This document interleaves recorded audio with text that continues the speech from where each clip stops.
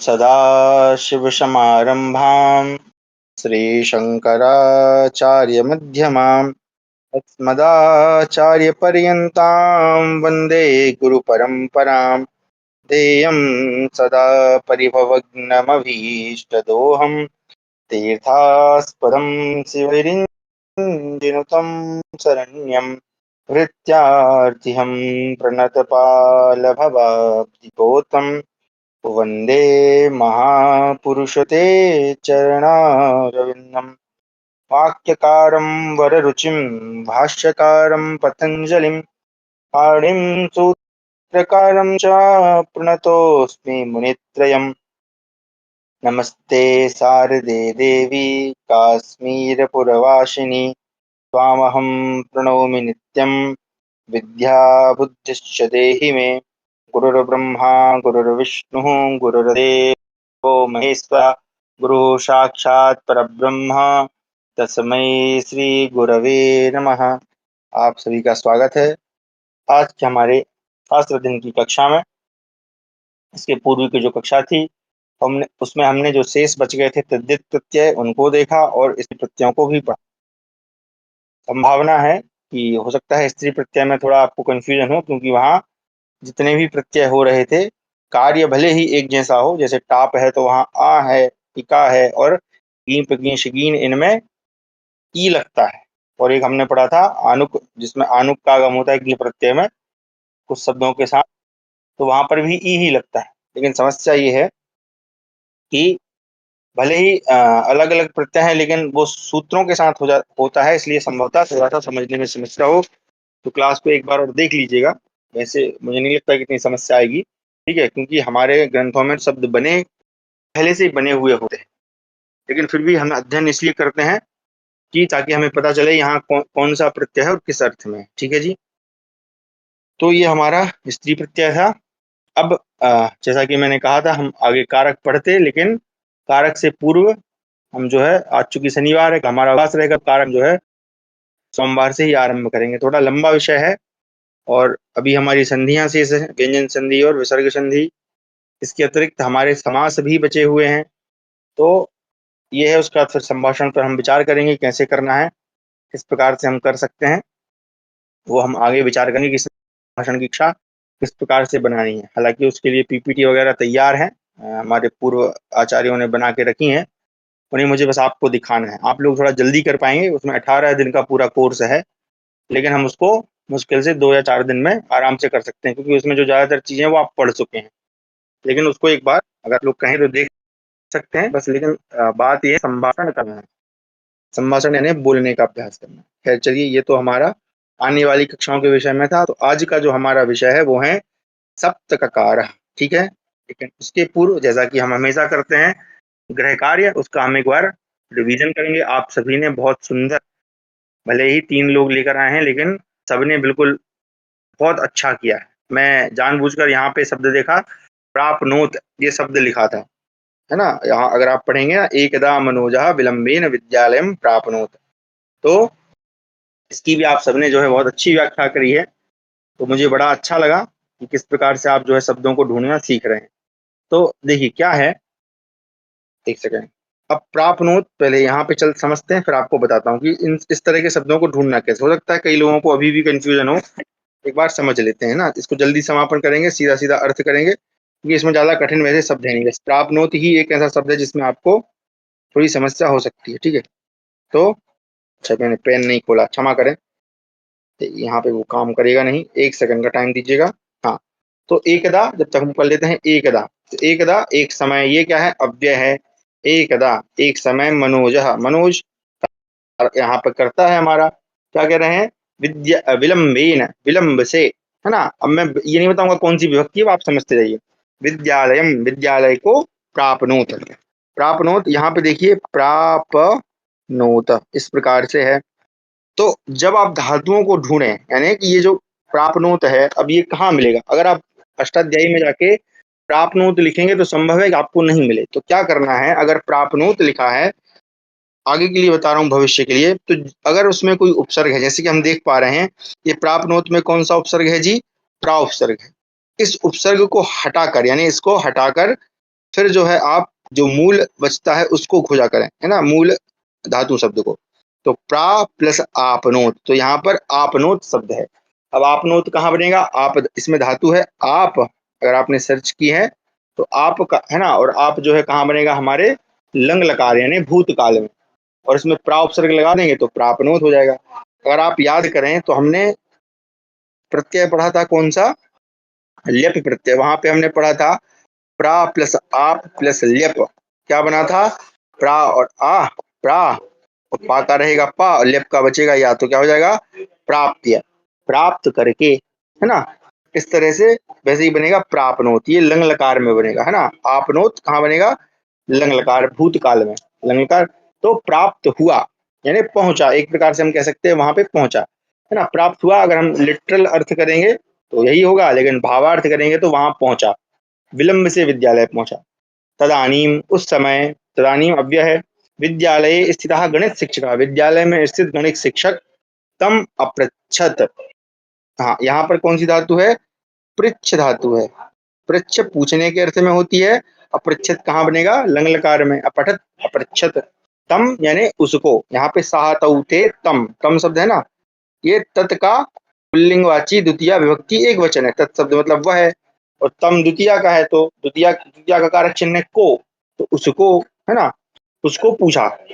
तब विलंबा किमर्थम, अब ये जो तब शब्द है ये देखिए, तब कहाँ बनता है? युष्मत शब्द के षष्ठी एक वचन में, है ना। तब युवयो युष्माकम, तो कह रहे हैं तब तुम्हारे, षष्ठी का कारक चिन्ह है रा रे री का के की, तो तुम्हारे विलंब का, विलंबा किमर्थम, तुम्हारा विलंब किस अर्थ में है ना। किम बोलते हैं क्या को, या और अर्थम बोलते हैं किस लिए, है ना। अर्थ का मतलब होता है के लिए, आगे अभी पढ़ाएंगे आज।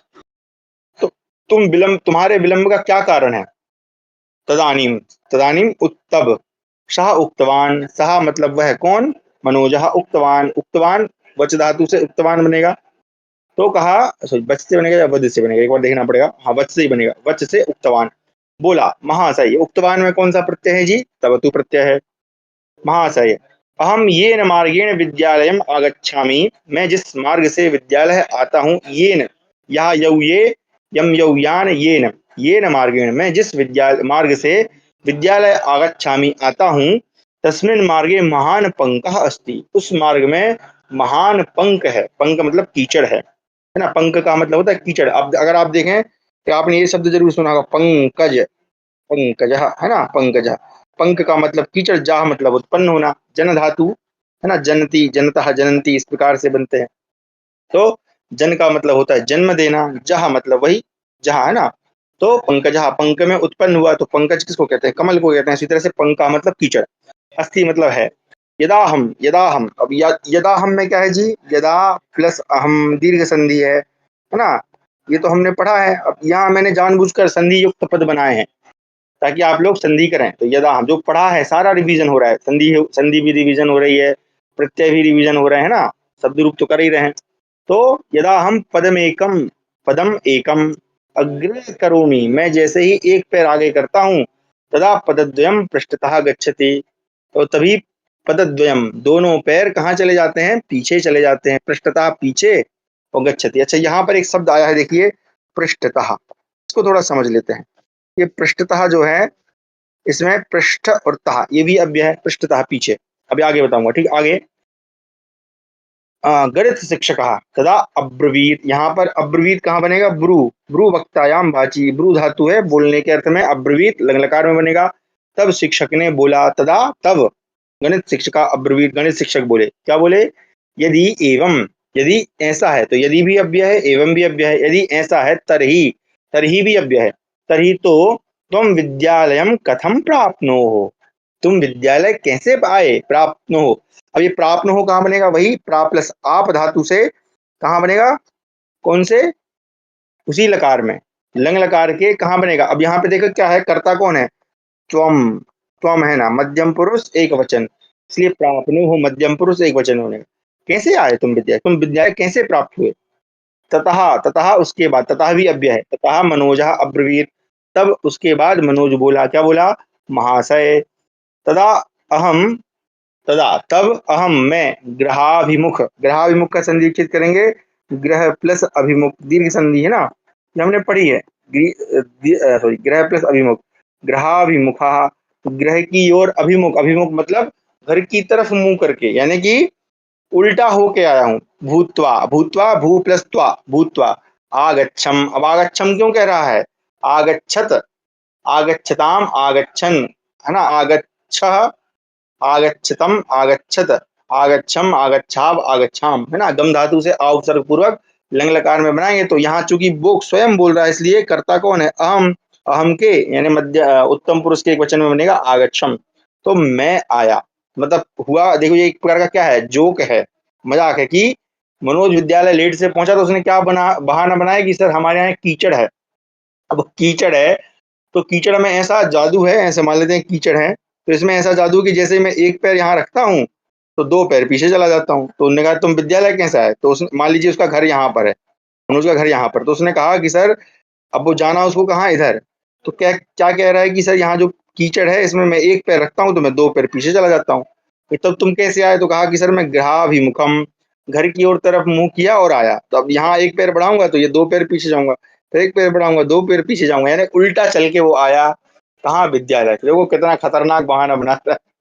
तो इस प्रकार से मनोज थे हमारे। तो मनोज जो है घर पहुंचे ग्रहाभिमुखम, घर की ओर मुख करके। ठीक है जी। तो ये इस प्रकार का हमारा हास्य, इसको हम संस्कृत में कहते हैं हास्य कणिका, है ना। हास्य कणिका, कणिका यानी कण, हास्य का छोटा सा कण, जो कहते हैं ना।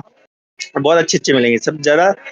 संधि शायद संस्कृत, हाँ जी, संधियों, संधि से ही तो मैं बोला था, संधि आपने सीख ली, मतलब आप जो है आपने आधी संस्कृत, मतलब 50% संस्कृत सीख ली। अभी हालांकि हमने सिर्फ स्वर संधि पढ़ी है, आगे विसर्ग संधि, व्यंजन संधि भी है, उसमें भी बहुत सारी है। लेकिन संधि अगर समझ गए आप लोग ना, तो देखो संधि अगर आप समझ गए ना, और शब्द रूप धातु रूप याद करें, क्योंकि देखो सारा खेल उसी का है, शब्द रूप धातु रूप और संधि का। संधि विच्छेद कर देंगे तो आप समझ। समाज में भी क्या है ना, समाज में भी ऐसा है कि बहुत सारे पदों को संक्षिप्त कर देते हैं, लेकिन वहां भी अगर देखेंगे तो वहां भी संधियां ही होती हैं बेसिकली, है ना।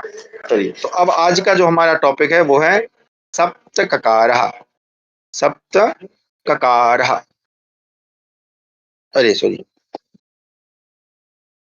ककारः, ठीक है। सप्त, सात, ककारः, ककार, ककार का मतलब क्या हुआ? का, ककार का मतलब हुआ का, ठीक है जी। तो अब ये क्या है, इसको मैं, चूंकि आप लोग अंग्रेजी भाषा समझते हैं और हम उसको सीखने के लिए प्रयास कर रहे हैं, मतलब जो जो हम समझते हैं उससे हम संस्कृत सीखने का प्रयास कर रहे हैं। तो आपने सुना होगा WH फैमिली अंग्रेजी में, ठीक है। WH family, why, when, what, है ना, और क्या क्या होता है उसमें, वेयर, ये सब होता है ना उसमें। हम लोग बचपन में एक मजाक करते थे, ये पूछते थे कि व्हाट मतलब क्या, है ना। ऐसे ऑक्सीमोरन टाइप का एक स्टेटमेंट था कि व्हाट मतलब क्या, तो वो सामने वाला उत्तर देता था क्या, पर हम कहते थे व्हाट मतलब क्या, वो कहता था क्या, तो ऐसे करके वो बढ़ता जाता था ना। तो ये वो था। तो WH family, what, where, when, why, है ना, एक होता है व्हाई, क्यों, इस प्रकार से। तो यही WH फैमिली को संस्कृत में कह देते हैं सप्त ककार।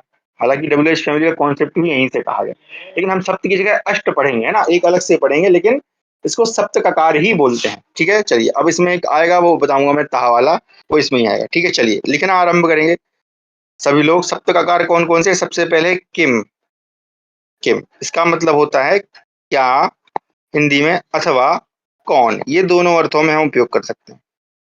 मेरे हाथ में क्या है, मैं कौन हूं, है ना, किम शब्द है।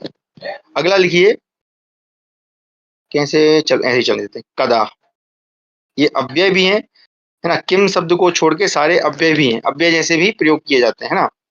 कदा, कदा का मतलब है कब, कब ये, अब देखो जैसे आप कब उठते हैं, आप कब सोते हैं, आप, आपने कब पुस्तक पढ़ी थी, तो कहा सर पिछले साल। तो ये यानी कि क्या है, समयवाचक है। ये किसको सूचित करता है? समय को सूचित करता है, चाहे वो घड़ी का समय हो, 1 बजे, 2 बजे, 4 बजे, 5 बजे, है ना। उसी प्रकार से अगर आप देखेंगे तो अगले साल, पिछले साल, आने वाले साल, तो कोई सा भी समय काल हो, सुबह, शाम, मध्याह्न काल में, रात्रि में, ये सभी समय को सूचित करेगा कदा। अगला लिखिए, कति, कति का मतलब होता है कितने, कितने आदमी थे, अरे उस सांभा, है ना। तो कितने, कितने कब पूछते हैं हम? संख्या जब पूछना हो। तो यानी जब कोई कति प्रश्न करेगा तो उत्तर प्रायशः किस में आएगा? संख्या में होगा। कितने आदमी थे? तो कहा 3, तो संख्यावाचक। ये क्या है? संख्यावाचक है। ठीक है। अब ये अगर ये अब चलो, मैं सोच रहा था कि आपको एक बार शोले फिल्म का डायलॉग लिख के दूं, उसका संस्कृत बना के लाऊं, आनंद आएगा। खैर चलिए, आज आज गृह कार्य नहीं है, वो अंत में बताऊंगा क्या करना है क्या नहीं करना। ठीक है, आज मैंने अलग से कुछ नहीं बनाया है। कति, कदा, कति। अब आगे लिखिए कुत्र। कुत्र, कुत्र का मतलब होता है कहाँ। ये कुत्र का मतलब क्या है? कहाँ। और कहाँ जब हम किसी से पूछते हैं तो आप सभी जानते हैं क्या होता है? स्थानवाचक होता है। तुम कहाँ रहते हो, है ना? वह पुस्तक कहाँ रखी है? तुमने तुमने मेरा मोबाइल कहाँ रख दिया, है ना? ऐसे कई सारे वाक्य बने। शोले क्या है? शोले जो है एक क्लासिक कल्ट मूवी है, शोले, है ना? यत्र तत्र कुत्र, हाँ ये सब पढ़े हैं, ये अव्यय हैं जी, बिल्कुल बिल्कुल। यत्र तत्र कुत्र सर्वत्र यदा कदा तदा, ये पढ़ाए थे पहले, लेकिन इनका हम अलग से अध्ययन कर रहे हैं ना, ये भी आवश्यक है।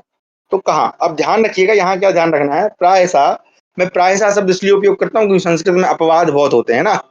तो प्रायशः मतलब आप 100 में से 95% समझे, बल्कि 98% समझे, 2% में आपको कहीं कुछ देखने को मिल जाए तो मिल जाए, बाकी मुझे अभी तक नहीं मिला है।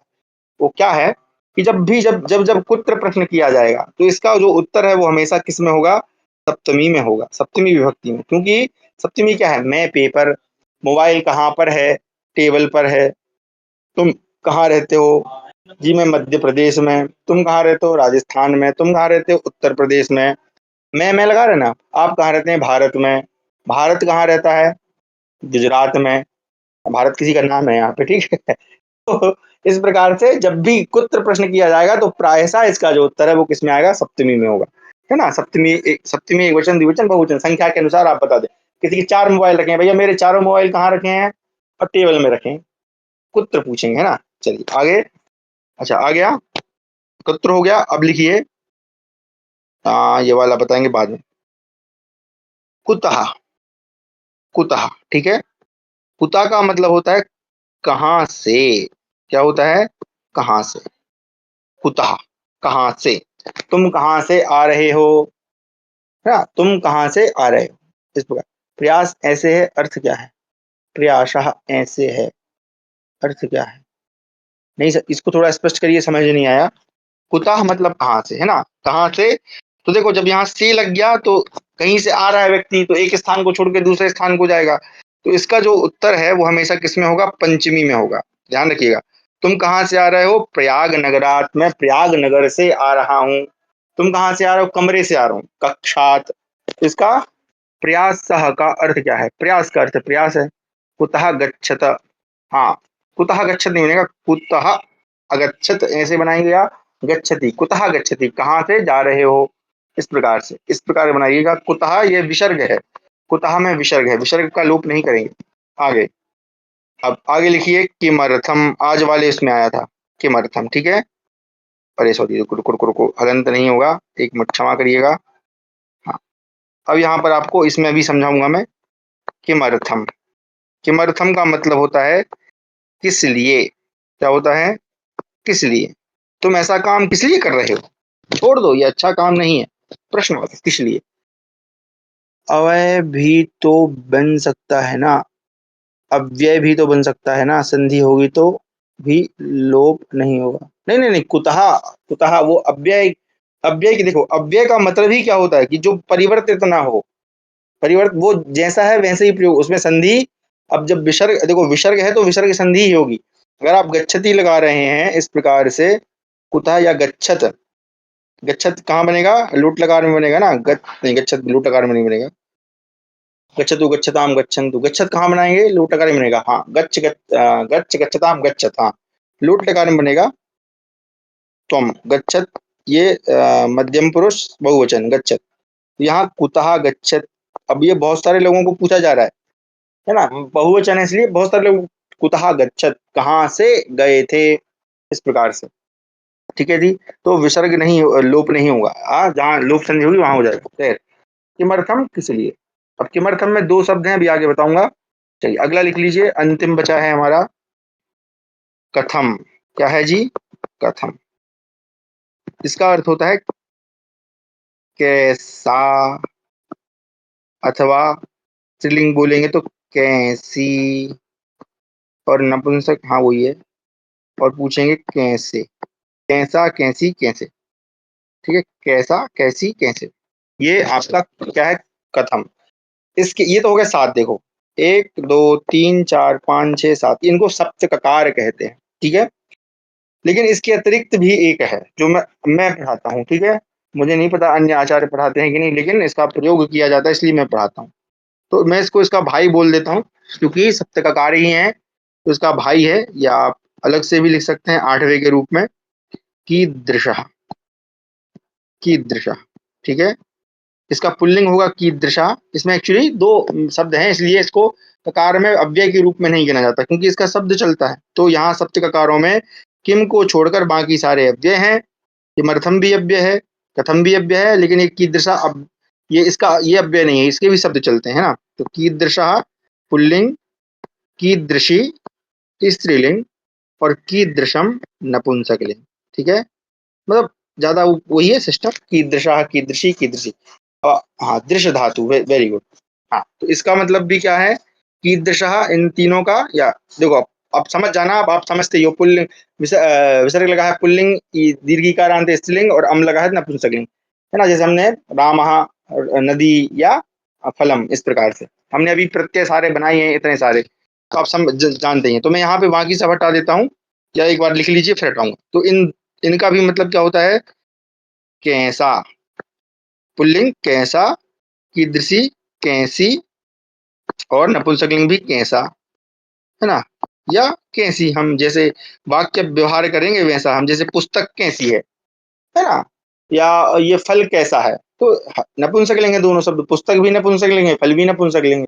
लेकिन वाक्य व्यवहार में फल को हम पुल्लिंग जैसे बोलते हैं, कैसा है, ये फल कैसा है, तो ये पुस्तक कैसी है ना। ये पुस्तक पढ़ना चाहता हूँ कि कैसी पुस्तक है, या ये फल मैं खाना चाहता हूँ कैसा फल है ना। तो इसलिए कीदृशः, कैसा। और लेकिन स्त्री है, अच्छा वह महिला कैसी है, मैं उसके साथ मित्रता करना चाह रहा था, तो बताओ जरा कैसी महिला है वो। उसी तरह से वो पुरुष कैसा है, मैं उसके साथ मित्रता करना चाह रहा था। ठीक है, संधि करने का सब जगह मन करता है मेरा। नहीं, सब जगह मत करिए संधि, कहाँ कहाँ होती है मैंने बताया था, संधि जब हम शुरू कर रहे थे तब बताया था। कथम गच्छते नहीं, तो अब संधि वहीं करेंगे ना। अब कथम में देखिए, अब समस्या क्या है ना, शुद्ध करना है, व्याकरण पढ़ते क्यों, शुद्ध के लिए। कथम गच्छते, अब इसी को आप अगर बनाएंगे तो कथम में तो माँ हलंत है, और गच्छते क्या है, यहाँ पे व्यंजन है। अब अगर मिला के भी लिखेंगे तो माँ आधा ही रहेगा, संधि कहाँ हुई। आपने लिखा सही है, लेकिन ये संधि नहीं हुई ना, ये तो माँ का आपने माँ ही लिख दिया। कुत्र गच्छते होता कहाँ जा रहे हो ना, इस प्रकार से, या गच्छति होगा एक्चुअली, कुत्र गच्छते। हाँ चलिए, तो ये समझ में आया, ये आठवां मैंने अपने से पढ़ाया। अब इनको समझते हैं जरा डिटेल में। ठीक है, थोड़ा सा अपने हृदय को थाम लीजिए, क्योंकि अब आपको थोड़ा झटका लगने वाला है। ठीक है, कहाँ से किम से आरंभ करेंगे ना। तो अब जो किम है ना, इसके शब्द रूप होते हैं। कौन कौन से होते हैं, तो पुल्लिंग में भी होते हैं, स्त्री में भी होते हैं, और नपुंसकलिंग में भी होते हैं। ठीक है जी, तो आपको तीनों याद करने हैं, है ना, पुल्लिंग स्त्रीलिंग नपुंसकलिंग। तो अगर आपसे मैं कहूँ कि पुल्लिंग और नपुंसकलिंग तो आपको याद है, आपको खाली स्त्रीलिंग याद करना है ना। आपके जो बोझ है उसको थोड़ा कम कर देता हूँ कि गुरुजी अभी पहले जो दिए थे वही याद नहीं हो रहा है, कि नए नए और बताते जा रहे हैं आप। तो किम शब्द जो है इसका दोनों अर्थों में प्रयोग किया जाता है, क्या और कौन, लेकिन इनके क्या होते हैं, शब्द रूप होते हैं। जरा देख लेते हैं, अष्टाध्यायी.com हमारा है। हालांकि आप पढ़ चुके हैं पहले से, ठीक है, तो इसलिए चिंता की बात नहीं है, क्योंकि आपने इसके समान जो है शब्द पढ़ लिया है। किम, है ना। इसके समान कौन सा पढ़ा था हमने, तत् शब्द पढ़ा था। तत्, तत् याद करिए क्या बनता है वहां पे, साहा तऊ ते, है ना। और नपुंसकलिंग में क्या बनता है, किम तत् ते तानी। स्त्रीलिंग में क्या बनता है, सा ते ता, इस प्रकार से। ठीक है, तो ऐसे ही किम शब्द बनेगा। लेकिन आप ध्यान रखिएगा इसमें बनता क्या क्या है ना। लोडिंग कर ले महाराज का, हो गया, हाँ आ गया, देखिए। पुल्लिंग, स्त्रीलिंग, नपुंसकलिंग, ये सब सर्वनाम वाचक शब्द हैं। ये प्रश्नवाचक सर्वनाम कहते हैं इसको। ठीक है, और किम पुरुष तो अलग है, किम पुरुष किन्नर को कहा जाता है। हमको इन तीनों से मतलब है। ठीक है, तो सबसे पहले पुल्लिंग देख लेते हैं, क्या है पढ़ लेते हैं जरा। कहा, कऊ, के, पुल्लिंग है ना। किम प्रश्नवाचक सर्वनाम है, इन्फो में देख लीजिए। व्हाट क्या, इस अर्थ में भी होता है और कौन अर्थ में। कहा, कहा अस्ति, वह कौन है ना, इस प्रकार से, है ना। या जैसे ईश्वरः कः अस्ति, ईश्वर कौन है, तो कौन अर्थ में भी होता है और क्या अर्थ में भी होता है, ठीक है। लेकिन जब पुल्लिंग वाचक शब्द होगा तो कहा कऊ के बोलेंगे, स्त्रीलिंग वाला भी पढ़ा देंगे। तो पढ़ते हैं एक बार, वही गाने की धुन है, इसको गाने जैसे मैंने बताया था, साहा तऊ ते तम तऊ तान, वैसे ही सेम टू सेम। काहा कऊ के कम कऊ कान, पुल्लिंग जैसे राम रामो रामे रामम रामो रामान, है कम कऊ कान, लेकिन चतुर्थी से बदल जाता है, ध्यान रखिएगा, है ना। तो तृतीया से पढ़ते हैं, फिर एक बार पढ़ते हैं, कहा कऊ के कम कऊ कान, केन काभ्याम कैः, कस्मै काभ्याम केभ्यः, कस्मात् काभ्याम केभ्यः, कस्य कयोः केषां, कस्मिन् कयोः केषु, ठीक है। एक बार गा के पढ़ देते हैं, वही गाने की धुन है, काहा कऊ के कम कऊ कान, जैसे गाने की धुन में इसलिए पढ़ रहा हूँ ताकि आपको याद हो जाए, ठीक है। केन काभ्याम कैः, केन काभ्याम कैः, कस्मै काभ्याम केभ्यः, कस्मात् काभ्याम केभ्यः, कस्मै काभ्याम केभ्यः, अरे क्लिक हो गया तो क्षमा करें, कस्मै काभ्याम केभ्यः, कस्मात् काभ्याम केभ्यः, कस्य कयोः केषां, कस्य कयोः केषां, कस्मिन् कयोः केषु, काहा कऊ के कम कऊ कान, है ना। तो ऐसे गाने शब्द रूप याद करेंगे तो आप क्या, इसी तरह से तत्शब्द बनेगा, साहा तौते तम तऊ तान, उसी तरह से यत शब्द बनेगा, यत का मतलब होता है जो, तत् का मतलब होता है वो या वह, है ना, या यह। उसी तरह से एतद बनेगा, एतत एते, एषा एतौ एते। तो काहा, फिर उसी तरह से काहा कऊ के कम कऊ कान, अभी मैं प्रयोग कराऊंगा, ध्यान रखिएगा, है ना, ऐसे नहीं है। चलिए तो अब हम आगे पढ़ते हैं। अब पुल्लिंग जैसे ही नपुंसकलिंग होता है, ज्यादा कुछ उसमें है ही नहीं, पढ़ लेते हैं जरा। तो इसमें देखिए ध्यान क्या रखना है आपको, केवल प्रथमा विभक्ति और द्वितीय विभक्ति जो कि दोनों एक जैसी होती हैं, बाकी तृतीया से पुल्लिंग जैसा ही होता है। तो पढ़ लेते हैं, किम के कानी, किम के कानी, फिर तृतीया से केन काभ्याम कई, कस्मै काभ्याम केभ्यः, कस्मात् काभ्याम केभ्यः, कस्य कयोः केषां, कस्मिन् कयोः केषु, ठीक है जी। इस प्रकार से बनता है कि बस ये इतना याद रखें, किम के कानी, किम के कानी, प्रथमा किम, द्वितीया किम, और बाकी तृतीया चतुर्थी पंचमी षष्ठी सप्तमी पुल्लिंग बच्चलिंग। तो ये पुल्लिंग और नपुंसकलिंग शब्द हो गए किम, जिसका मतलब होता है क्या अथवा कौन। अभी जब वाक्य प्रयोग कराऊंगा तो ध्यान रखिएगा, तब करना है। आगे स्त्रीलिंग शब्द, अब स्त्रीलिंग थोड़ा सा अलग बनता है, रमा जैसे बनता है ना, सेम टू सेम रमा है, या लता शब्द आपने याद किया है, उसका क्या है, स्त्रीलिंग वाची। जब जैसे कोई स्त्री है, जैसे सीता का अस्ति, सीता कौन है, जब सीता कहेंगे तो स्त्रीलिंग शब्द का प्रयोग करेंगे, तो का प्रयोग करेंगे, ठीक है। या जैसे मान लीजिए मेरे पास स्त्रीलिंग वाला शब्द कहाँ हुआ, आसपास दिख नहीं रहा मुझे, क्या इसको बोलने, लेखनी, हाँ। तो मम हस्ते लेखनी अस्ति, अब मैं आपसे पूछ रहा हूँ मम हस्ते का अस्ति, तो आप कहेंगे लेखनी अस्ति, इस प्रकार से, ठीक है। तो चलिए तो पढ़ते हैं स्त्रीलिंग, का के काह, रमा रमे रमाह, याद आ गया। ये भी ये इसका धुन नहीं बनता है आप लोग बना के लाइएगा, का के काह, काम के काह, ऐसे सुनाऊंगा तो वो गीतम गायन्ति गर्दभा हो जाएगा, ठीक है हमने श्लोक का अर्थ किया था। अभी देखिए आज मैं होमवर्क इसलिए नहीं लाया हूँ, मेरा कुछ और विचार चल रहा है। मेरा विचार ये चल रहा है, कथाएं इत्यादि तो हमने बहुत पढ़ ली, अब हास्य कड़िका मैंने आपको दे दी थी, है ना। तो मैं ये बताना ही चाहता था कि संस्कृत में कथाएं भी होती हैं, जोक भी होता है, आप पढ़ेंगे तो आपको सब मिलेगा। अब सोमवार से मैं ये सोच रहा था, चूंकि हम बहुत अच्छे स्तर पे पहुंच चुके हैं, तो आपको प्रतिदिन एक सुभाषित दिया जाएगा, सुभाषित श्लोक। क्योंकि क्या होता है, कभी जीवन में कोई एक अच्छी बात जो है हमारे जीवन को परिवर्तित कर सकती है, अगर हम वो हमारे हृदय में बैठ जाए, है ना। जैसे किसी का, कोई महान व्यक्ति का कोई कोट होता है, वो हमारे दिल में उतर गया तो कहा हाँ अब मैं इसी पे चलूंगा। सबका अपना अलग अलग रहता है वो स्टार्टिंग पॉइंट। तो मैं सोच रहा था कि सोमवार से आपको एक सुभाषित दिया करूंगा, ठीक है। उस सुभाषित का हम कक्षा के आरंभ में गान करेंगे सभी लोग मिलकर, और वही आपका होमवर्क होगा कि उसका आपको अर्थ करके लाना है। शुरुआत में सरल स्तर रहेगा श्लोकों का, फिर हम जो है भर्तृहरि जी के नीति शतकम से श्लोक लेके आएंगे, है ना, और अन्य भी जो ग्रंथ हैं।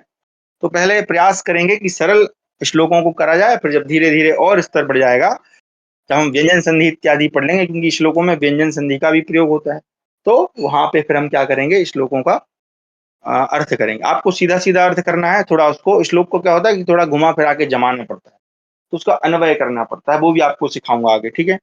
सुभाषित याद करने के लिए बहुत मार खाई है आज। सुभाषित कहानी है ना, एक आध कोई श्लोक जैसे कि मुझे भी स्मरण नहीं आ रहा है। हाँ, सेवितव्यो महावृक्षा फल छाया समन्विता, यदि दैवात फलम नास्ति छाया के निवार्यते। ऐसे बहुत सारे हैं, अभी आपको दूंगा आगे, ठीक है। तो सोमवार से हम आरंभ करेंगे, ठीक है। चलिए तो पढ़ते हैं। का के काह, काम के काह, कया रमया, है ना। देखो अगर एक याद कर लोगे तो बाकी हो जाएंगे। कया काभ्याम काभिः, कस्यै काभ्याम काभ्यः, कस्याः काभ्याम काभ्यः, कस्याः कयोः काशाम। देखो ध्यान रखना यहाँ पे सा जो है वो दंत्य है। का कस्याः कयोः कासाम, अगर वहां भी देखेंगे तो क्या बनता है, रमाम, ठीक है। कस्याम कयोः कासु, कस्याम कयोः कासु। इस प्रकार से आपका स्त्रीलिंग पुल्लिंग नपुंसकलिंग किम शब्द है। तो ये तीनों शब्द हमको याद करने हैं अगर हमको प्रश्नवाचक शब्दों को समझना है। जैसे क्या नाम है, अपने अर्जुन जी जो हैं भगवान श्री कृष्ण से प्रश्न ही तो करते हैं और उत्तर देते हैं, तो प्रश्नवाचक शब्द की भी उतनी ही महत्व है। आगे आपको अभ्यास करूंगा मैं, निश्चिंत रहिएगा, क्योंकि इन्हीं से सब बनेगा। तो ये हमारे तीन, कौन सा शब्द था, किम। ये अव्यय नहीं होता क्योंकि ये तीनों लिंगों में शब्द रूप के अनुसार चलता है, तो किम शब्द है, ठीक है। अभी इसका अभ्यास अभी कराएंगे, ये थोड़ा इसके अभ्यास थोड़ा बड़ा रहेगा, तो अभी फिलहाल के लिए इसको मैं अलग रख देता हूँ, ठीक है। क्योंकि इतने सारे शब्द हैं, 21 को 3 से गुणा कर दीजिए उतना शब्द है हमारे पास, ठीक है। आगे कदा, कदा का मतलब होता है कब, समयवाचक शब्द है, ठीक है। तो इसको ये तो सिंपल अर्थ है, इसका एक वाक्य प्रयोग कर लेते हैं कि जैसे अहम, अहम प्रातः काले, सॉरी क्षमा करें, अहम प्रातः काले, अब मैं पंच ना सरल शब्द लेता हूँ, पंचवादने, पंचवादने 5 बजे, घड़ी भी सिखाऊंगा आपको, घड़ी संख्या दोनों सिखानी है। पंचवादने उत्तिष्ठामि, उत्तिष्ठा उत्तिष्ठामि, इस प्रकार से मैं प्रातः काल 5 बजे उठता हूँ, ठीक है। ये मैंने बताया, ठीक है। अब इसका प्रश्न बनाना है, तो अगर मुझे पंचवादने को क्या करना है, अंडरलाइन करना है कि इसके स्थान पर मैं कौन सा शब्द रखूंगा। तो देखिए पंचवादने समयवाचक है, तो कैसे बनाऊंगा, अगर मैं प्रश्न पूछूंगा कि अहम प्रातः काले, प्रातः काले कदा, इसके स्थान पर क्या जाएगा, कदा उत्तिष्ठामि, मैं प्रातः काल कदा कब उठता हूँ, है ना। क्या हो जाएगा, कदा उत्तिष्ठामि, कब उठता हूँ, ये प्रश्न हो गया हमारा। उसी तरह से देखिए प्रातः काल भी क्या है, समयवाचक है, सुबह का समय ना, समयवाचक। तो अगर मान लीजिए पंचवादनी के स्थान पर मैं क्या करता हूँ, प्रातः काल को अंडरलाइन करता हूँ और कहता हूँ कि इसका प्रश्न बनाना है। तो कैसे बनेगा, अहम कदा, कदा पंचवादने, पंचवादने उत्तिष्ठामि, मैं ये उत्तिष्ठामि यही समझ जाइए, लिखा है। अहम कदा, मैं कब 5 बजे उठता हूँ, तो आपका उत्तर क्या होगा, प्रातः काले, ठीक है जी। इस प्रकार से हमारे वाक्य बनते हैं। अब आप लोग एक वाक्य बनाइए, है ना, यानी जिसमें प्रश्न हो, ठीक है। अब आप लोग एक काम करिए, सब आप प्रश्न पूछिए मेरे से, जो कि समयवाचक प्रश्न हो, है ना, जिसमें आप पूछ रहे हो समय के विषय में, पूछिए जरा, मैं आप लोगों को उत्तर देता हूँ, या फिर मैं पूछूंगा सबसे। तो आप अब आपको उल्टा मौका मिल रहा है, गुरु से प्रश्न करिए, है ना। तो नहीं तो शिक्षक शिष्यों से प्रश्न करता है, अभी आप लोगों को मौका मिल रहा है, क्योंकि आप भी कहीं ना कहीं हमारे शिक्षक हैं। तो एक एक प्रश्न बनाइए, इसमें समय का प्रयोग हो, कुछ भी समय, ठीक है। मैं आपको उत्तर लिखता हूँ, या उसी को संस्कृत बनाएंगे हम, है ना। सभी लोग प्रश्न करेंगे, करिए जरा, जो कि समयवाचक हो, है ना। उदाहरण तो बहुत सारे हैं, वो मैं सोच रहा हूँ कि इसको हम फिर जो जब संभाषण करेंगे तो वहाँ बहुत अच्छे से हो जाएगा।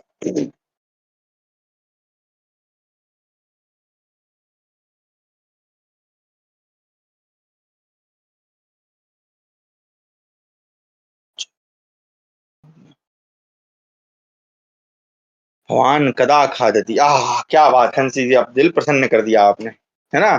प्रश्न ही संस्कृत में पूछा, आह क्या बात।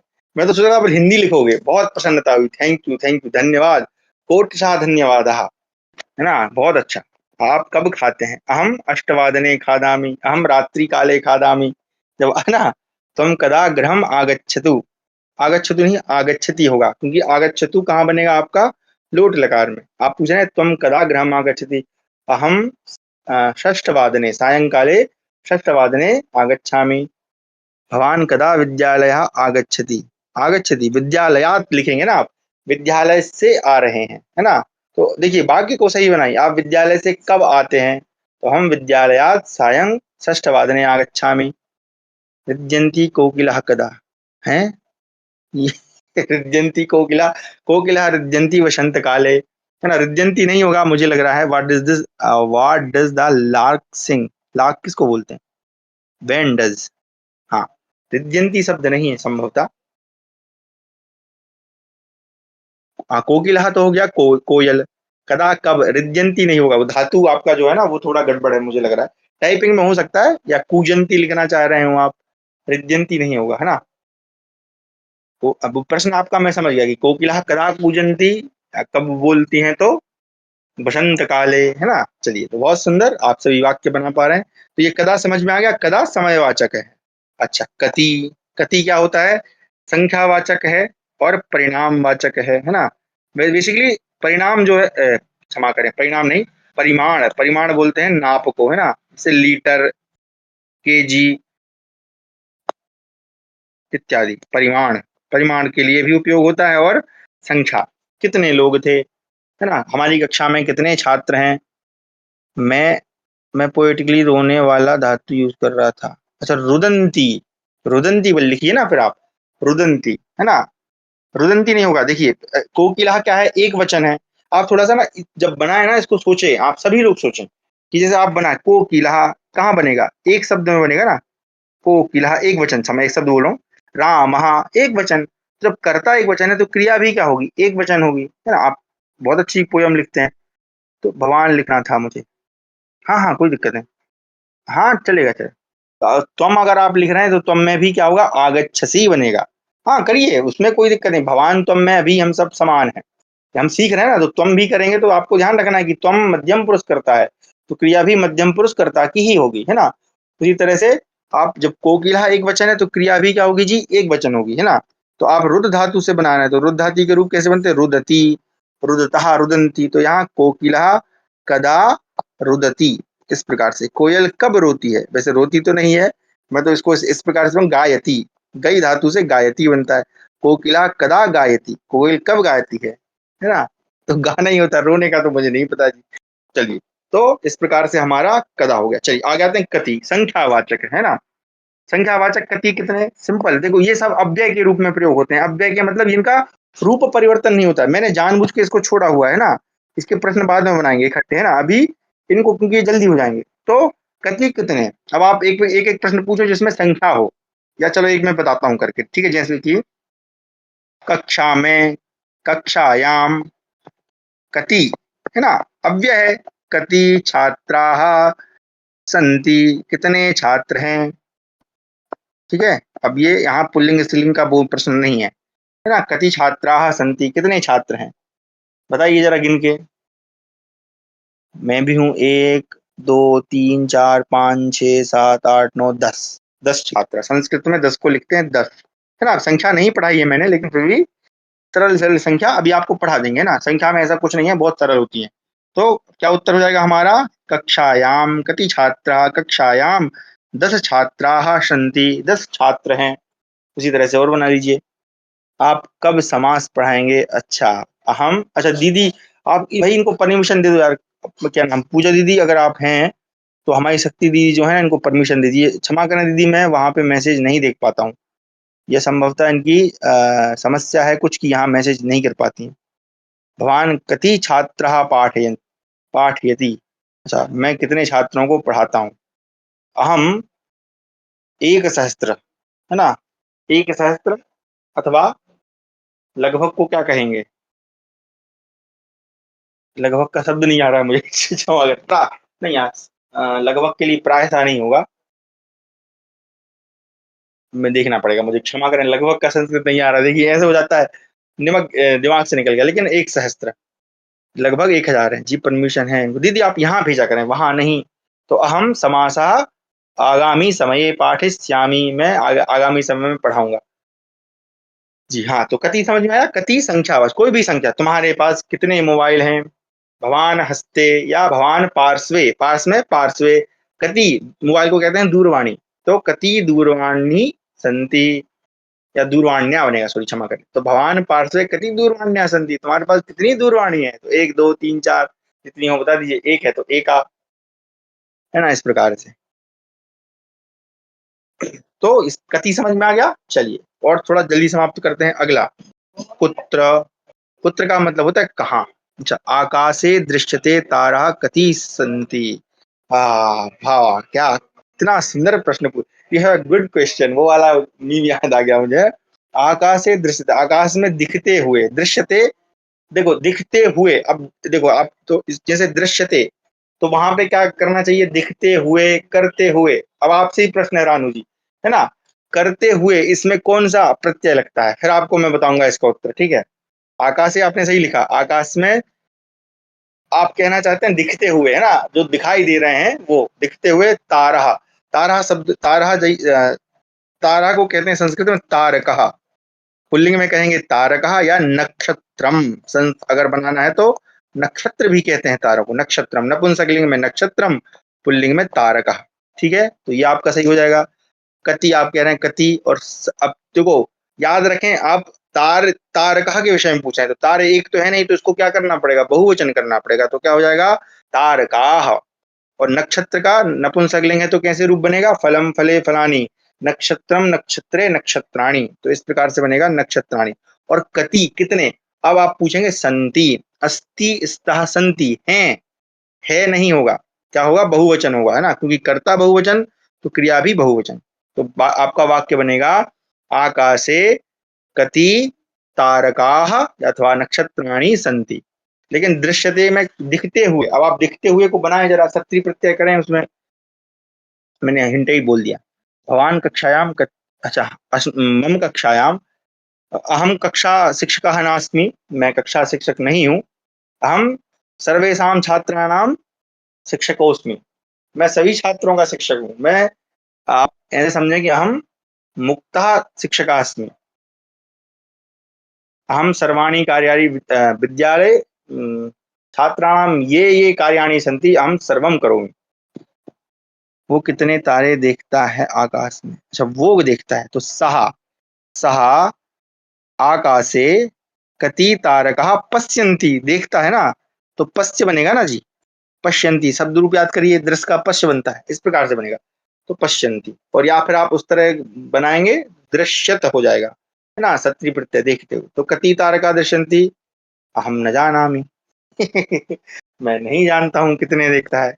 अब आप उससे आकाश में कितने, अब ये थोड़ा सा कविता में जा रहे हैं, ठीक है, बहुत अच्छा। अब हिंदी में लिखा करें कविताएं, है ना, तो आप फिर उसको संस्कृत बनाने का अभ्यास करिए, क्योंकि हिंदी में थोड़ी भावनाएं अलग होती हैं। बहुत सुंदर। चलिए, तो आते हैं कुत्र कहाँ, स्थानवाचक है। स्थानवाचक समझ गए, कुत्र कहाँ लगाएंगे, जैसे कि एक वाक्य हम बनाते हैं, हम कहाँ पढ़ रहे हैं, हम कहाँ पढ़ रहे, इस समय हम कहाँ पढ़ रहे हैं जी, इदानीम, इस समय, इदानीम, हम वयम, है ना, हम, अब मैं संस्कृति बनाता हूँ, चलो अच्छा ऐसे ही करते हैं, ठीक है, इदानीम वयम कहाँ, कहाँ को क्या कहेंगे, कुत्र, तो इसको भी लिख देते हैं ना, इदानीम वयम कुत्र। अब क्या हो जाएगा, यहाँ पर क्या होगा, वयम करता है तो पठामः, पठामी पठावः पठामा, इदानीम वयम कुत्र पठामः, हम इस समय कहाँ पढ़ रहे हैं, डिस्कॉर्ड, डिस्कॉर्ड मध्य, अब डिस्कॉर्ड का संस्कृत तो है नहीं भाई, है ना, तो उसको मध्य लगा दीजिए, डिस्कॉर्ड इति मध्य, इति भी लगा के उपयोग कर सकते हैं, ठीक है।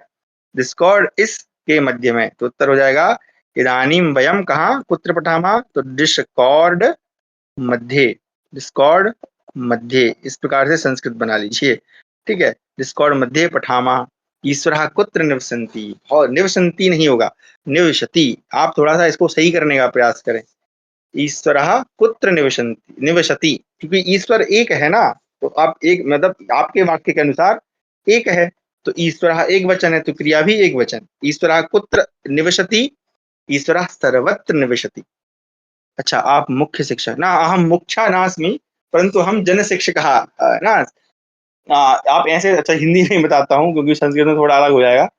तो ऐसा हूँ कि मैं फ्री, मतलब फ्री हूँ, मैं सारे कार्य करता हूँ स्कूल में, चाहे सांस्कृतिक कार्यक्रम हो, चाहे कंप्यूटर का कोई काम हो, या कोई और भी अन्य कार्य हो, जितने भी कार्य हैं वो सारे, सारा प्रभार मुझे ही दिया जाता है।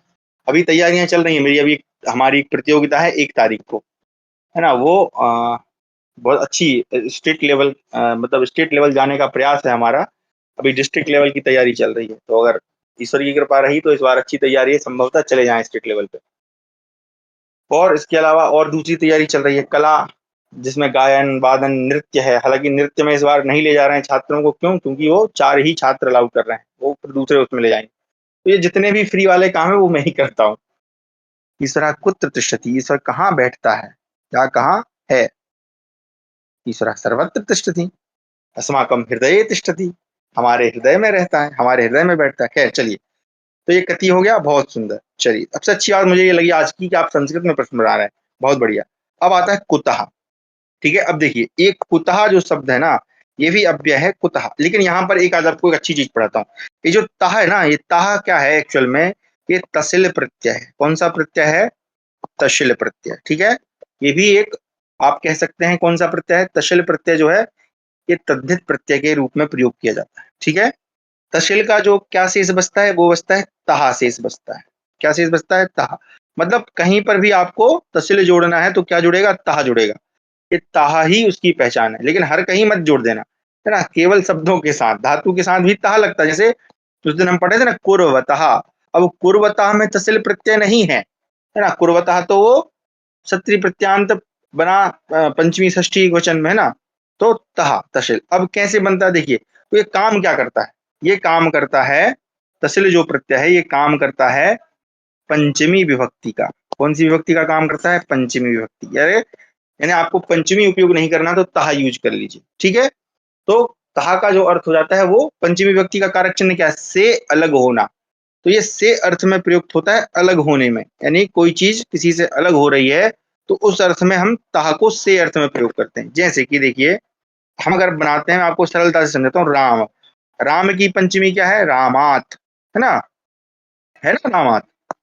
एक सेकंड रुकिए, रामात, रामाभ्याम, रामेभ्य, रामात। अब इसको सरल बनाना हम क्या करेंगे, तहसील लगा देंगे रामतः। तो रामात का भी अर्थ है राम से, और रामतः का भी अर्थ क्या है, राम से, ठीक है जी। कुत्र उदयति, उदगत्र पक्षी, आत्मनेपदी यूज कर नहीं सकते पोएटिकली। अरे आत्मनेपदी ही तो पोएटिक में यूज होता है, लेकिन उसके लिए आपको वाच्य पढ़ने पड़ेंगे पहले, तब आप आत्मनेपद को अच्छे से उपयोग कर पाएंगे। आप ना सुनिए, अगर आपको सही में पोएटिक बनना है तो आप पहले ना पुराने कवियों को पढ़ें। आपको मैं सुझाव दूंगा, कालिदास जी को पढ़ें, कालिदास, उसके बाद भास को पढ़ें, है ना। हालांकि भास के सिर्फ नाटक ही प्राप्त होते हैं, लेकिन उनके जो श्लोक हैं बड़े सरल बनते हैं। कालिदास जी को पढ़ें, भास को पढ़ें, और अगर वर्तमान में कहूँ तो उनको पढ़ें, नीति शतकम भर्तृहरि जी को, ये इतना पढ़े हैं। बाकी और भी हैं, लेकिन आप ये 2-3 पढ़ेंगे तो आपको एक आइडिया होगा कि किस प्रकार से कविता या श्लोक निर्माण होता है ना, ठीक है। तो इनको पहले, क्योंकि जब तक देखिए हम अगर सीखना है ना, हमें पुराना पढ़ना पड़ेगा। चलिए, तो अब क्या हो गया, राम, रामात का जो अर्थ है राम से, वही रामतः का अर्थ हो गया। तसिल प्रत्यय ये करता है। उसी तरह से अगर हम रमा शब्द है, इस शब्दों के साथ ही होता है। और रमा का पंचमी क्या बनाएंगे हम, रमायाह, है ना, पंचमी एक वचन रमाया, रमाया रमाभ्याम रमाभ्या। तो अब इसको भी हमें अगर तसिल प्रत्यय लगाना है, पंचमी बनाना है, तो बड़ा सरल है। रमा शब्द जो है मूल शब्द, नहीं मूल प्रातिपदिक शब्द जो है उसमें तह लगा दीजिए केवल, यानी तहसील लगा दीजिए रमातः। देखो कितना सरल है ना। अगर मान लो पृथ्वी याद नहीं आ रही, तह लगा दिया, रमातः, रमा से, वही अर्थ होगा जो रमाया का अर्थ है। उसी तरह से मान लीजिए फल का क्या बनेगा, फलात। हमको याद नहीं आ रहा है तो क्या करेंगे, प्रातिपदिक जो है क्या लगा देंगे, तह, फलतः, फल से, है ना, इस प्रकार से। अच्छा, और जैसे कि हम्म, और शब्द रूपों को, अच्छा जैसे हरि, हरि शब्द का क्या बनेगा, हरि क्या पंचमी, हरे है, हरे ही शब्द बनता है ना पंचमी में, है ना। तो उसी तरह से हम क्या करेंगे, हरि, हरितः, हरिता, हरि से, सिंपल। अगर नहीं याद आ रहा है इकारांत का, उसी तरह से गुरु का क्या बनता है, गुरो हो, है ना। तो क्या करना है आपको, गुरु शब्द जो मूल है उसमें तह लगा दीजिए, बन जाएगा गुरुतः, गुरु से। गुरोह का मतलब भी गुरु से, गुरुतः का मतलब भी गुरु से। देखो कितना सरल है। इस प्रकार से तह प्रत्यय। इसी तरह से कुतः जो यहाँ लिखा है, कुता कहाँ से, तुम कहाँ से आ रहे हो, तुम कुतः आगच्छसि, तुम कहाँ से आ रहे हो, ठीक है। अब मैं मुंह से बोल देता हूँ, समझ जाए। अब आता है किमर्थम। देखिए किमर्थम ये भी अव्यय है, लेकिन इसमें दो पद हैं। कौन कौन से हैं, एक है किम और एक है अर्थम। इन दोनों को मिला के बनेगा किमर्थम, ठीक है। और भी वाक्य आप बना सकते हैं, कुतः कहाँ से, है ना। जैसे आप कहाँ से, आपने कहाँ से अध्ययन किया है, आप कहाँ से पढ़े हैं, इस प्रकार से, है ना, कहाँ से पढ़ते हैं। और भी तो इस समय मस्तिष्क में आ नहीं रहे हैं। हाँ, जैसे अभी मेरे सामने छिपकली दिख रही, छिपकली को कहते हैं ग्रह गोधिका संस्कृत में। तो छिपकली कहाँ से गिरी, तो आपने कहा दीवार से, तो भित्तितः या भित्त्यः, इस प्रकार से बने, कहाँ से गिरी, वो तुम्हारे ऊपर कहाँ से गिर गई, इस प्रकार से, है ना। ठीक है। चलिए, तो किमर्थम, अब ये वैसे देखो जब इसको प्रयोग करते हैं तो किमर्थम ही करते हैं। मैं समझाने के लिए अलग अलग कर रहा हूँ, क्योंकि ये अव्यय है ना किमर्थम। तो किम शब्द होता है क्या, अर्थम होता है हमेशा याद रखें, अर्थम को भी हम जहां चाहे प्रयोग कर सकते हैं। जैसे अभी बताऊंगा, ठीक है, पहले समझते हैं। तो अर्थम का मतलब होता है के लिए।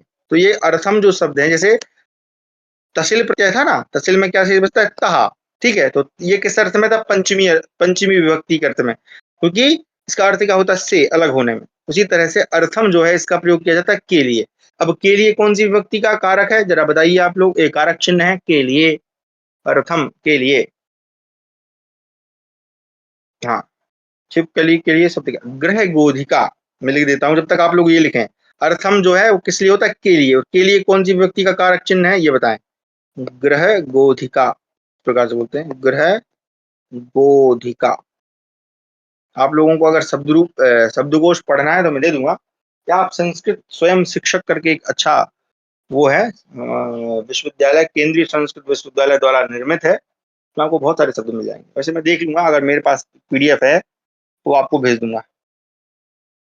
चौथी, चौथी, हाँ ठीक है, ओके, चतुर्थी लिख रहे हैं। ठीक है, धन्यवाद। चतुर्थी विभक्ति, कौन सी विभक्ति है, चतुर्थी, वेरी गुड, बहुत सुंदर। चतुर्थी के लिए तो मतलब क्या हुआ कि अर्थम जो है, हम अगर हमको चतुर्थी बनाना है तो उसमें हम क्या लगा सकते हैं, अर्थम लगा सकते हैं। जैसे कि फिर से यहीं से उदाहरण देता हूँ, राम। तो राम का चतुर्थी क्या होता है, रामाय। उसी तरह से अगर आपको अर्थम लगा देंगे तो क्या हो जाएगा, रामार्थम। संधि करिएगा लेकिन, है ना, रामार्थम, राम के लिए। रामाय का भी वही अर्थ होगा चतुर्थी में, राम के लिए। और रामार्थम का भी संधि क्यों करना है, क्योंकि राम प्लस अर्थम मूल शब्द के साथ जुड़ेगा, अर्थम। तो यहाँ पर संधि होके क्या हो जाएगा, ये आ दीर्घ संधि होके रामार्थम, इस प्रकार से बन जाएगा ना, रामार्थम। उसी तरह से रमा, अब रमा की चतुर्थी क्या बनता है, रमायी, है ना, रमाई बनता है। अब इसमें भी अर्थम, तो रमाई का अर्थ होता है रमा के लिए। उसी प्रकार से हम क्या करेंगे, रमा प्लस अर्थम क्या हो जाएगा, रमार्थम। तो रमा के लिए किसी भी शब्द में आप लगा सकते हैं, लेकिन शब्द है, ये सभी शब्दों के साथ लगते हैं, रमार्थम, अर्थम, ठीक है, रमार्थम। उसी तरह से फलार्थम, पठनार्थम। मैं कहाँ गया था, पढ़ने के लिए गया था, पठनार्थम, है ना, पढ़ने के लिए। गमनार्थम, तुम कहाँ जा रहे हो, गमनार्थम, घूमने के लिए। रामार्थम पुस्तकम ददामी, राम के लिए पुस्तक देता हूँ, बहुत बढ़िया। हाँ, रामाय पुस्तकम ददामी, राम के लिए पुस्तक देता हूँ। रामार्थम पुस्तकम ददामी, राम के लिए पुस्तक देता हूँ। जी बिल्कुल, ऐसे ही प्रयोग कर सकते हैं, ठीक है। आप बहुत जितने चाहे शब्द बना लीजिए, है ना। अंसार्थम, अंसार्थम, है ना, इस प्रकार से जो जो बनाना चाहे चाहे, लेकिन मूल शब्द के साथ लगेगा। अब जैसे मान लीजिए रानू का नाम है। अब रानू जो राम है इसमें ऊ है, और यहाँ पर हम जब जोड़ेंगे अर्थम तो क्या हो जाएगा जी, जरा संधि करके बताइए। ये संधि टेस्ट है आप लोगों का, करें संधि कौन सी होगी? तो संधि होगी ना, क्योंकि ये स्वर है, ये भी स्वर है, कौन सी संधि होगी जरा बनाए? रानू प्लस अर्थम। अगर इसको आप बोलना चाहते हैं रानू के लिए, मैं रानू के लिए सुझाव देता हूँ तो ऐसा करे। तो रानू तो उकारांत हो गया पुल्लिंग, तो उसका पुल्लिंग चतुर्थी क्या बन जाएगा? रानवे। जैसे गुरवे है ना, उसी तरह से क्या हो जाएगा? रानवे। रणोर्थम है। गुण कैसे हो रहा है भाई, मेरे को समझ नहीं आ रहा। संधि कौन सी होगी यार? आप लोग अभ्यास नहीं करते हो, पलटा के नहीं देखते हो, गलत बात है। जो पढ़ा है उसको ऐसे नहीं करना है, पढ़ के रख देना है, उसको देखना है कि क्या क्या पढ़ा है, क्योंकि कभी भी पूछ सकते हैं ना। तो ध्यान रखिए, रानू प्लस अर्थम। हाँ, याद करो, अगर ऊ पहले होगा और कोई भी स्वर बाद में होगा तो क्या हो जाएगा? ना ना ना, गलत ही बन रहा है। यहाँ से संधि, अच्छा हिंट देता हूँ, ठीक है। यहाँ से संधि का सिस्टम बदल गया था ना, दीर्घ संधि भी नहीं। दीर्घ संधि तो कब हो, दीर्घ संधि कब होगी? जब दोनों जगह एक जैसा स्वर होगा, दोनों जगह स्वर होना चाहिए एक जैसा। हाँ बताएं। नहीं नहीं नहीं, नहीं, अच्छा अच्छा। आप ये ओ जो है कहाँ करते हैं? गुण में करते हैं। गुण का कोई दूसरा उदाहरण दीजिए। इसलिए मैंने बोला जैसे नियम याद ना हो तो गुण उदाहरण याद करिए। गुण संधि का कोई उदाहरण दीजिए। यण संधि होनी चाहिए, वह लग जाएगा। आहा हा हा हा, क्या बात है, अति सुंदरम साधुवाद। रानू जी ने ही बताया आपने नाम का। अरे ऊ पहले है और आ बाद में है, क्या हो जाएगा? रानवरथम हो जाएगा ना। गुण संधि, यण संधि हो जाएगी, ऊ के स्थान पर बकार हो जाएगा। याद करिए, जरा एक बार कॉपी पलटा के देखो सभी लोग, कहाँ लिखा है आपने गुण संधि? गुरुवर्थम लिखा था ना। ऊ अगर पहले हो, ई के स्थान पर या ऊ के स्थान, सॉरी, ऊ के स्थान पर बा, री के स्थान पर रा, री के स्थान पर ला आदेश होता है। हाँ जी, बहुत बढ़िया। क्या हो जाएगा? रानू। और बदलाव सिर्फ किसमें होगा? केवल ऊ में होगा, रानवर्थम। आ ऊ होना होता तो, हाँ, अगर आ पहले होता और ऊ बाद में होता तो गुण होता। Very good. क्या था? जैसे परोपकार, तो क्या है? पर प्लस उपकार। आप उल्टा कर रहे हैं, मैंने इसलिए बोला था कि क्रम याद रखिए। कहानी भी सुनाई थी कि पहले कौन आक्रमण करता है, पहली तीन संधियों में, है ना। पहले आ आपस में लड़ते हैं, फिर ई ऐसे दीर्घ हो गया, फिर ई किसको मारता है? सॉरी, आ पहले किसको मारता है? ई को, मतलब आ के बाद फिर ई होगा, तो वो कौन सी संधि होती है? गुण। और उसके बाद कहाँ जाता है? नीचे वृद्धि संधि, और फिर वहां से उल्टा चालू होता है, अब ई जाता है, ई पहले जाता है। हाँ। चलिए कोई बात नहीं। और अगर नहीं याद रहता तो ऐसे उदाहरण याद कर लें। परोपकार, तो आपको याद है पर प्लस उपकार, यानी आ पहले है ऊ बाद में, ठीक है। तो हम अगर टेस्ट ले लूंगा तो, अभी क्या थोड़ा सा समय नहीं मिल पा रहा ना मुझे, क्योंकि स्कूल में भी बहुत ज्यादा काम रहता है। तो तैयारियां चल रही हैं, दो तीन प्रतियोगिताएं हैं, तो इसी समय पे सब होती हैं। और ट्रेनिंग, अभी ट्रेनिंग भी देने जाना है, मैं मास्टर ट्रेनर भी हूँ संस्कृत का। तो बच्चों को पढ़ाना तो आसान रहता है, शिक्षकों को पढ़ाना बड़ा कठिन होता है। और हमारे यहाँ के शिक्षक तो इतने महान है कि क्या ही बताएं। तो उनको लगता है कि हम स्वयं सिद्ध हैं, हमको सब आता है, तो उनको पढ़ाना बड़ा मुश्किल है। तो अभी वो उसकी भी ट्रेनिंग की तैयारी करना है, कल मीटिंग है उसकी। तो ये बहुत सारे एक साथ काम आ पड़े हैं। खैर चलिए, तो इसलिए मैं यहाँ की तैयारी नहीं कर पा रहा हूँ, नहीं तो मैं सरप्राइज टेस्ट बनाता आप लोगों के लिए। वो मैं बना नहीं पा रहा हूँ, उसको थोड़ा सा मैं चाहता हूँ कि उस लेवल का बने जिसमें आप सभी लोग सम्मिलित हो। ठीक है, खैर चलिए, तो हम लोग कहाँ पहुंच गए हैं? किमर्थम, ये समझ गया, किमर्थम किस लिए। भवान किमर्थम भ्रमति, आप किस लिए घूमते हैं, है ना। अब उसमें मैं एक शब्द और जोड़ देता हूँ।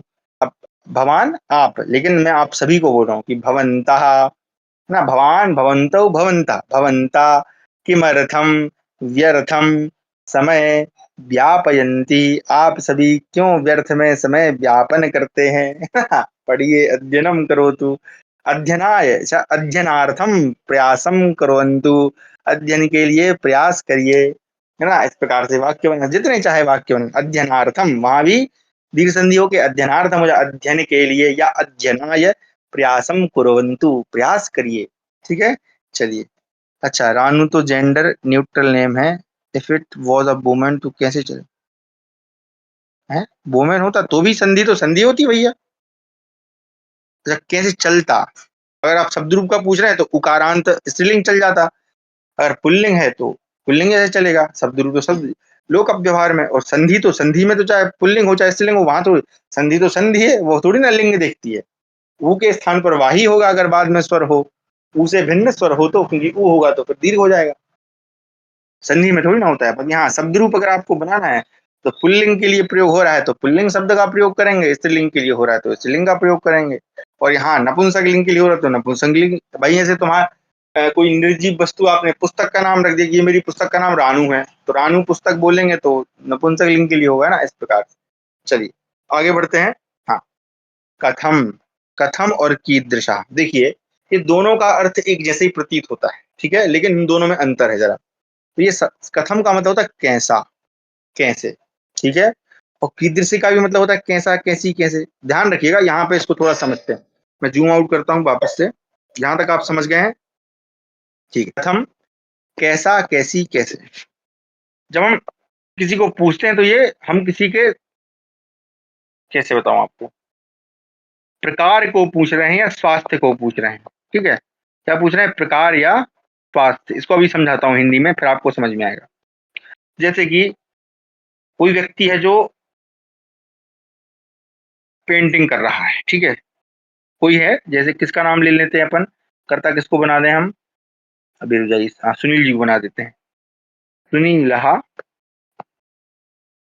चित्रकारी ना, चित्रकारी, पेंटिंग, चित्र या नहीं, इसको और सरल बनाते हैं, रुकिए, है ना, चित्र निर्माणम ऐसे करते हैं, चित्र, अब चित्र नपुंसक लेंगे तो चित्रम, चित्रम निर्माणम करोति, करता है, सुनील जो है वो चित्र निर्माण करता है, ठीक है, निर्माणम करोति, या निर्माति भी बना लेंगे तो वैसे बन जाएगा, सरल शब्द है ना। तो सुनील क्या कर रहे हैं, चित्र निर्माण कर रहे हैं, ठीक है, तो ये क्या कर रहे हैं, कोई कार्य कर रहे हैं।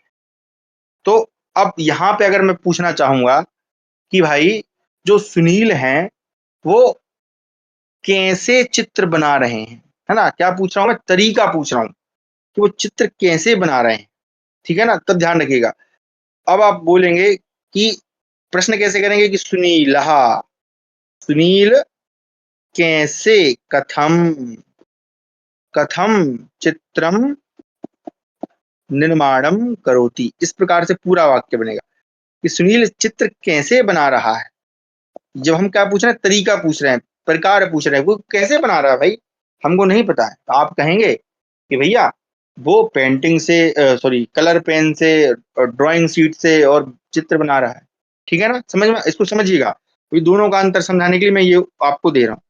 प्रश्न क्या हुआ, सुनीला चित्रम निर्माणम करोति, अब आपको पूछना है कि कैसे बना रहा है, तरीका पूछ रहे हैं आप कि वो कैसे बना रहा है ना, तो उसी प्रकार से सुनीला कथम चित्रम। अब लेकिन अब आपका है कि भाई कीदृशा, कीदृशा होता है गुण के लिए, गुणवाचक होता है, ये क्या होता है, गुण।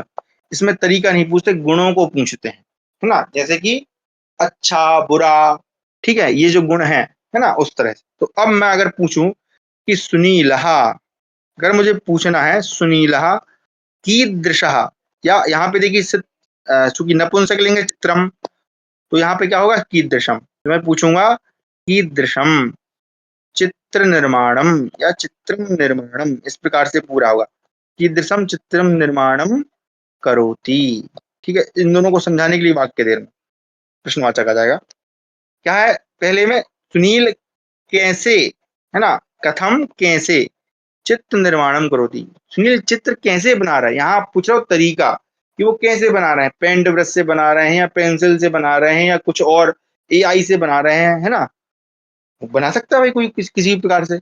अब उसी तरह से आप पूछ रहे हैं कि सुनीलहा कीदृशम चित्रम निर्माणम करोति, सुनील कैसा चित्र बना रहा है।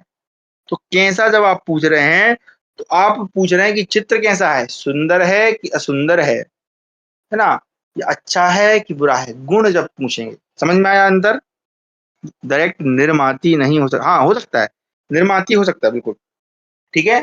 तो समझ में आया अंतर कि कथम किसी के व्यक्तित्व के बारे में पूछना है, उसके स्वास्थ्य, भैया तुम कैसे हो, भवान कथम अस्ति, आप कैसे हैं, या तुम कथम असि, तुम कैसे हो, तो वो कहेगा अहम स्वस्थास्मि, मैं स्वस्थ हूँ, है ना, भवान कथम असि, एसो भवान कथम अस्ति, आप कैसे, अहमपि स्वस्थः अस्मि। तो स्वास्थ्य के विषय में पूछ लिया। अच्छा, जैसे मान लीजिए अब शक्ति दीदी पे पूछ लेते हैं, ठीक है। तो शक्ति कथम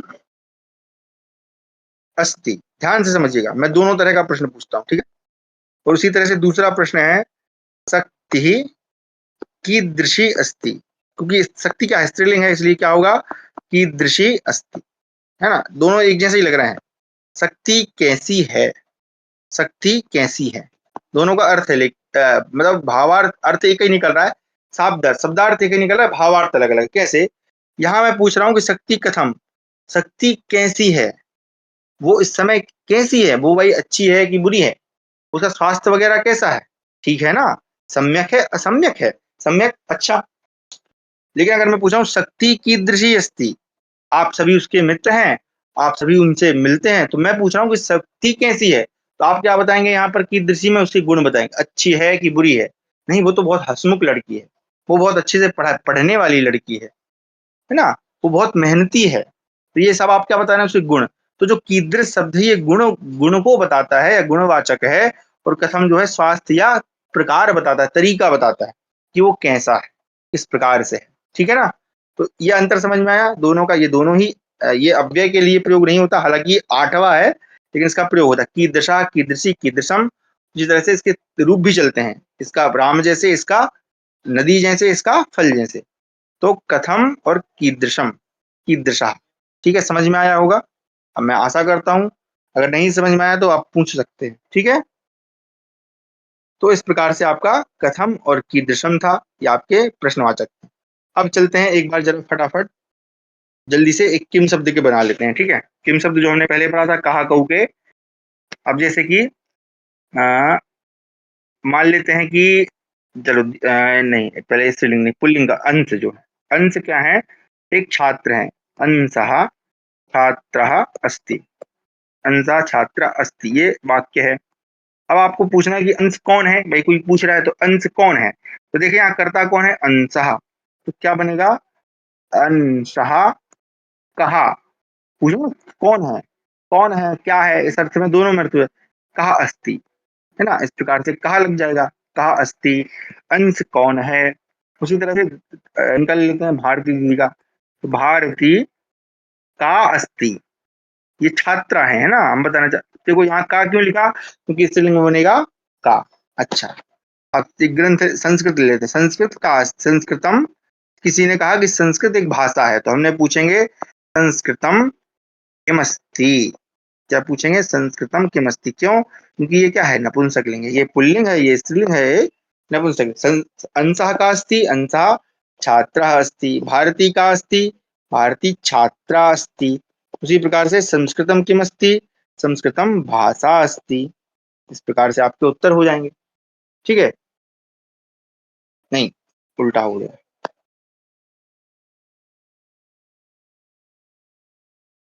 नहीं, भाषा में तो का ही होगा, क्योंकि भाषा शब्द जो है ना वो स्त्रीलिंग होता है, क्षमा करें, उल्टा हो गया।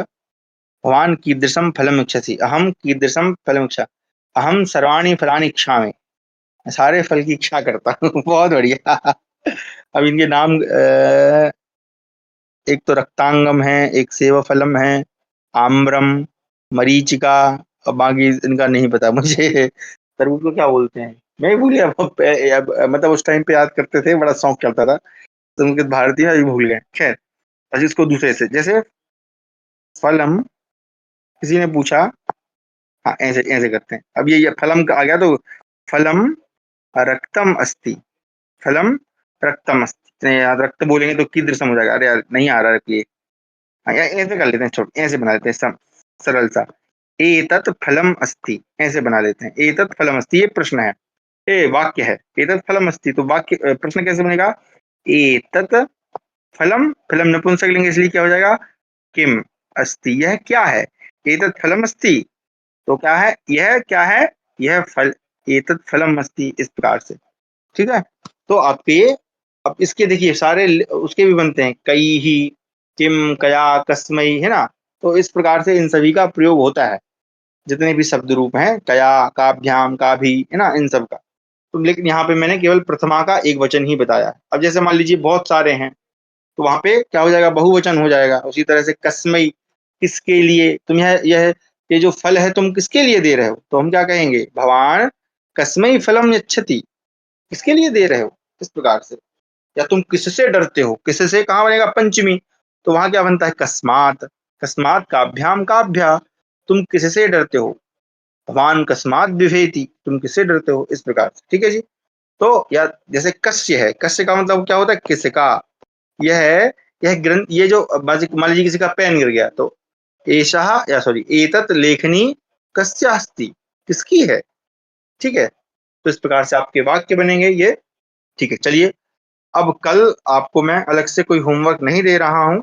ठीक है, तो कल रविवार है, कल हमारा अवकाश रहेगा। आप कल थोड़ा रिलैक्स कीजिए सब लोग, लेकिन रिलैक्स करने का मतलब है कि जो पढ़ा है वो सारा पुनर्अभ्यास करना है। ठीक है, फिर सोमवार से हम कारकों को पढ़ेंगे, जल्दी समाप्त करेंगे। मैं विचार कर रहा था कि सारे ही पढ़ाऊंगा, लेकिन मैंने जब देखा सारे संभव नहीं है, तो जितने आवश्यक होंगे उतने पढ़ाएंगे। उसके बाद हम जो है वाच्य पढ़ेंगे और फिर घड़ी समय इत्यादि भी पढ़ेंगे। ठीक है, केन येत सीताफलम आनयति, हाँ, यह सीताफल किसके द्वारा लाया गया, हाँ, एतत् सीताफलम केन आनयति, इसके द्वारा लाया जाता है।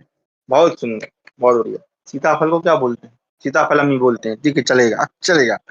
ठीक है, तो ये हमारा आज की कक्षा थी। अब किसी का कोई विचार या कोई प्रश्न है तो ज्यादा आमंत्रित हैं, उसके बाद नहीं तो समापन करते हैं। ये हमारे प्रश्नवाचक शब्द, ये सबको अच्छे से पढ़िएगा। ठीक है, एतत् कस्य प्रतिमा अस्ति, यह किसकी प्रतिमा है, हाँ, बहुत बढ़िया।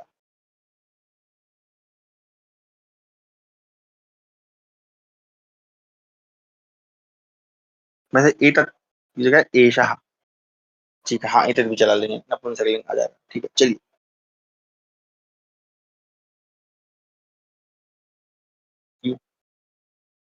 बोले बोले।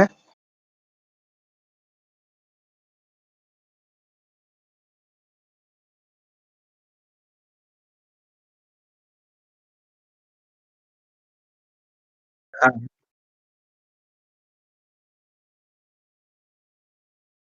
नहीं नहीं, आप संधि वाला, जो संधि आरंभ किया था ना, वो वाला वीडियो देखिए, वहां मैंने बताया था। अगर आप कहेंगे तो एक बार संक्षिप्त में बता देता हूँ, देखिए, रुकिए, है ना, एक सेकंड का टाइम दीजिए मुझे। एक मिनट निकालता हूँ, मैं ऐसे मौखिक बता देता हूँ। एक तो समास में होता है, देखिए मैं बता देता हूँ। जैसे संहिता जहाँ होती है ना, वहां पे होती है संधि। एक सेकंड रुकिए, मैं निकाल के बताता हूँ ताकि गलत ना बताऊँ, क्योंकि मैं चाहता नहीं कि गलत बताऊँ किसी को, क्योंकि मस्तिष्क अभी मस्तिष्क जो है दूसरी जगह चल रहा है। एक सेकंड रुकिएगा, है ना, मैं निकाल लूँ जरा। संधि संधि संधि संधि, समास आ गया। अरे भाई, तो हाँ ठीक है, यहाँ पे है संधियाँ। आ गया आ गया आ गया आ गया, हाँ। देखिए ये है, तो कह रहे हैं, ये श्लोक है, संहिते पदे नित्या नित्या धातु उपसर्गयो नित्या समासे वाक्य तु सात तू सा विवक्षा विवक्षाम अपेक्षते। क्या कह रहे हैं, संहिता, जहां पर संहिता होगी यानी एक पद होगा, जैसे हमने अयादि संधि पढ़ी थी, नई प्लस अकहा, वो एक ही पद है, तो वहां नायका ही हमें उपयोग करना पड़ेगा। हम नई अकहा उपयोग नहीं कर सकते, है ना, नायका ही, क्योंकि एक ही पद है ना, नायका, उसी में नई प्लस, तो वहां पे एक पद में हो, जहां भी एक पद होगा वहां संधि होगी। दूसरा, उपसर्ग और धातु की संहिता, जैसे प्रा प्लस गच्छति, नहीं सॉरी, प्रा प्लस आगच्छति, तो हम उसको प्रा आगच्छति नहीं बोल सकते, बल्कि हमें प्रागच्छति ऐसे ही पढ़ना पड़ेगा। मतलब अगर धातु के साथ उपसर्ग लग रहा है और वहां संधि हो रही है, तो वहां संधि करके ही बोलना है। उसी तरह से सामासिक कोई पद है ना, कोई पद है जिसमें समास हुआ हुआ है, कोई सा भी समास, छह समास है, छह में से कोई सा भी समास अगर हुआ है, तो जैसे देवस्य आलय, देवालय, हम ऐसे नहीं बोल सकते देव आलय, हम, है ना, उसी तरह से जहां समास होगा वहां भी संधि करनी पड़ेगी। और वाक्य में है तो वाक्य में फिर विवक्षा, आप करिए नहीं करिए वो आपके ऊपर है। तो इस प्रकार से ये तीन स्थानों में संधि विशेष रूप से होती है। ठीक है जी, एक बार वीडियो देख लीजिएगा, वहां उदाहरण सहित समझाया संभवतः मैंने। चलिए, सभी को धन्यवाद।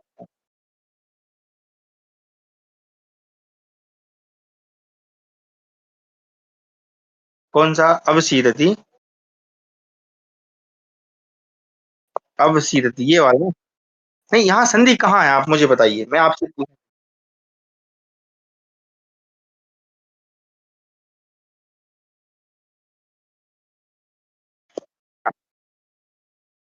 नहीं, वो समास बन के होता है। कुरु मध्य वसीदति। अब इस प्रकार से बनाएंगे तो यहाँ आ को क्या कर दीजिए, यहाँ पे एक सेकंड रुकिए, मैं इसको ऐसे लिखता हूँ। यहाँ पर कौन सी संधि हो जाएगी, पर पूर्व रूप संधि हो जाएगी। ये तो पढ़ाया है ना आपको, कुरु मध्य वसीदति, ये पूर्व रूप संधि, यहाँ संधि हो जाएगी। क्यों? क्योंकि ये क्या बोलते हैं इसको, पद है, और यहाँ पद के बाद अगर पद हो और बाद में स्वर हो, यहाँ पे ए अथवा ओ हो, तो दो वो पूर्व रूप का पूर्व रूप रहता है, और जो आ है उसके स्थान पर अवग्रह हो जाता है। कुरु मध्य अवसीदति, यहाँ तो हो गया। लेकिन अगर आप ये कहें कि अवसीदति, सिर्फ इसमें संधि है, तो यहाँ पे कोई संधि नहीं है, यहाँ तो केवल सिर धातु के साथ उपसर्ग लगा है ना, ऐसे। ठीक है जी, समझ में आया?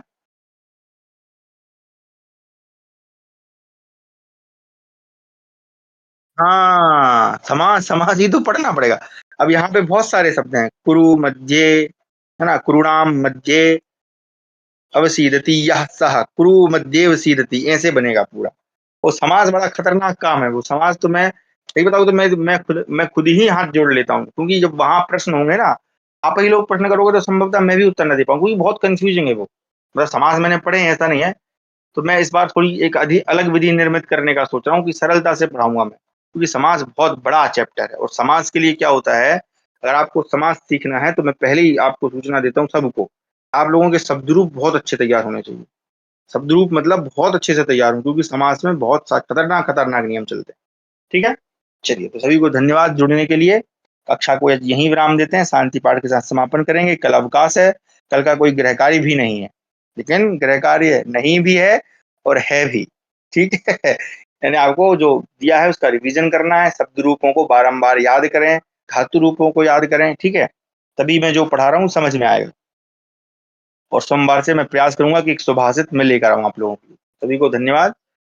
शांति पाठ करते हैं। ओम सर्वे भवन्तु सुखिनः, सर्वे सन्तु निरामयाः, सर्वे भद्राणि पश्यन्तु, मा कश्चित् दुःखभाग् भवेत्। ओम शांति शांति शांति। आप सभी का धन्यवाद। सोमवार को पुनः इसी समय पे जुड़ेंगे। सभी को नमस्ते। हर हर महादेव।